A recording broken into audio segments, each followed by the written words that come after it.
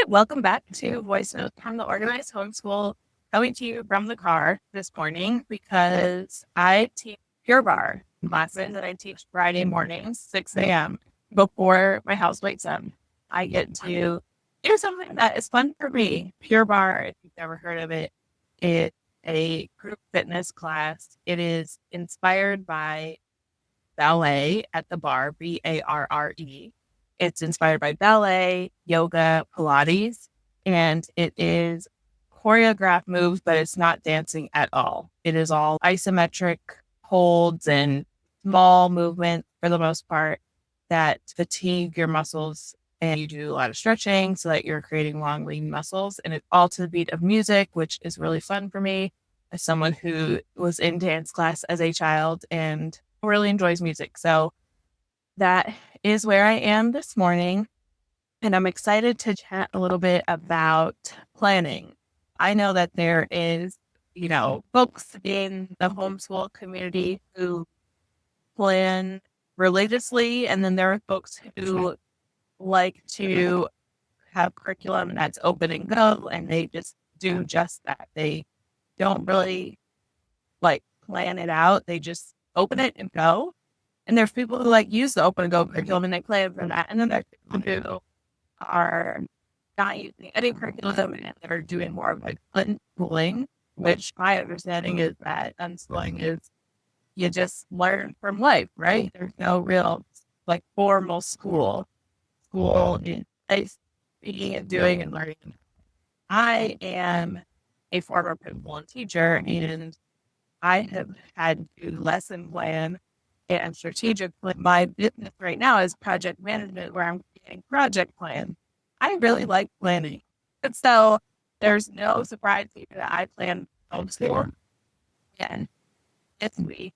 Every week I feel like I have this moment, but I had it yesterday, I think. And so I wanted to talk about it in terms of one of the reasons why I plan. In the moment I had yesterday was often that's just a reminder of why I plan.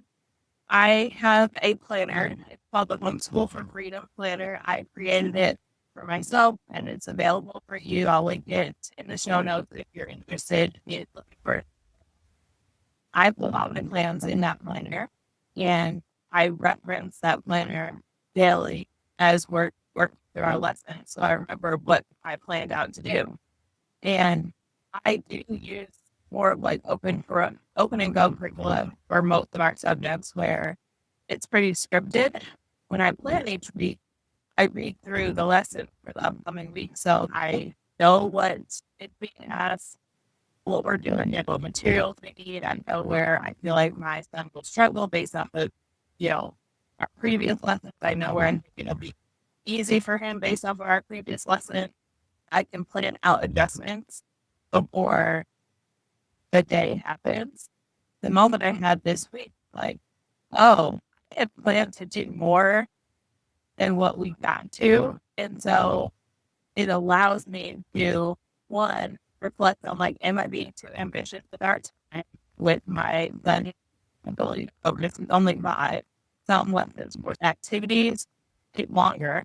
Some things we fly through, and that I just, and not, we as humans are not good at predicting time. We usually say, I'll be there in 20 minutes, and literally an hour later.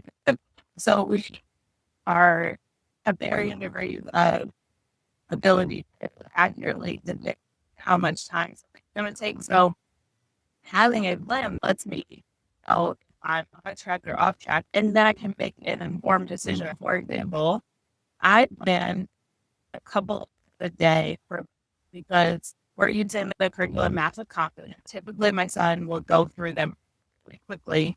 He's picks up math pretty quickly. And so I'm okay, we're trying to finish this curriculum by the end of the summer. Let me try to do 2 lessons a day once we get we're in the subtraction. So I'm okay, into the subtraction. The first lesson we'll do just one and take our time. It's actually not going as quickly as other units have in the past. Totally fine. I want to fully understand it. And with math, understand the conceptual behind the numbers and be able to explain what a subtraction line means and what the equal sign means and what the first number in the equation is, the second, third. Like I really wanted to conceptually get it. So those conversations take me a little bit longer. So we just didn't get through all of it. So now I'm making an informed decision about like, do I want to do learning today? Because I don't plan for Fridays typically, at least on flex day, a catch up day, or a free day, get through everything. Do I want to move this to next week? Look at our summer calendar to see if moving it to next week will still keep us pace. So that's part of why I plan is because, you know, I understand the argument of, especially when you're homeschooling, there's, comparing your child to other children is not necessary. You're on your own time. I 100% love that about homeschooling, love the flexibility so that if my son needs more time with something, I don't pressure to keep moving.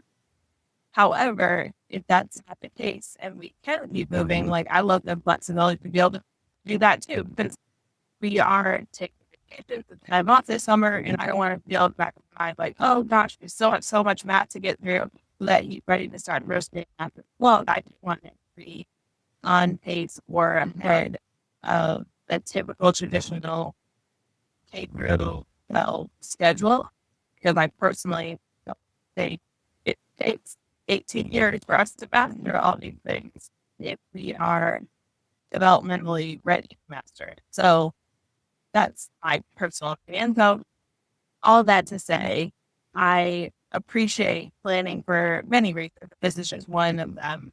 I was able to look and be like, okay, I am off pace because here's the thing. If we don't plan, and I will be honest, there are weeks that I did not plan this school year because life was busy and other things came up, balancing all the stuff.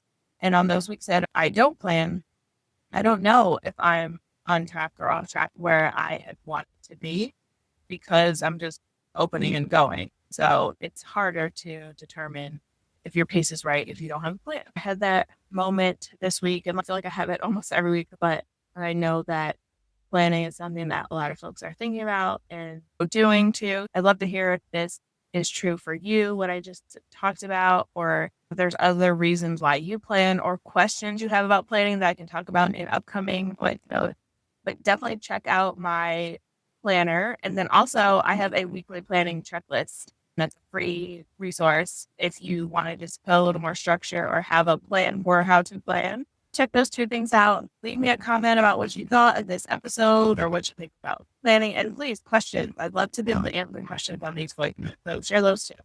See you in the next one.